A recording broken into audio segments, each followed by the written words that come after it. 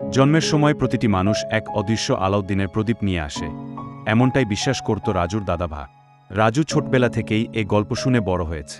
দাদা ভাই বলতেন, ওই প্রদীপে এক দৈত্য ঘুমিয়ে থাকে। সেই দৈত্যকে জাগালে সে তোমার সব ইচ্ছা পূরণ করবে। তবে তোমাকে সাহস, নিষ্ঠা আর সৎ হৃদয় দিয়ে প্রদীপ ঘষতে হবে। রাজু যখন বড় হতে থাকল, বাস্তবতার সাথে দাদা ভাইয়ের এই গল্পগুলো ধোঁয়াশা মনে হতে লাগ।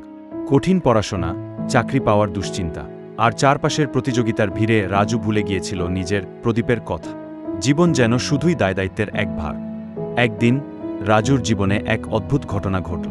একটি বড় কোম্পানিতে চাকরির জন্য ইন্টারভিউ দিতে গিয়ে সে সম্পূর্ণ ব্যর্থ হল। হতাশ হয়ে রাজু গ্রামের পুরনো বাড়িতে ফিরে এল। দাদা ভাইয়ের পুরনো কাঠের আলমারিতে খুঁজতে গিয়ে সে একটি ছোট প্রদীপ খুঁজে পেল। ধুলোমাখা প্রদীপটি হাতে নিয়ে রাজু হেসে বলল, এটা কি সেই জাদুর প্রদীপ? আহা, যদি সত্যি দৈত্য জেগে উঠত। মজার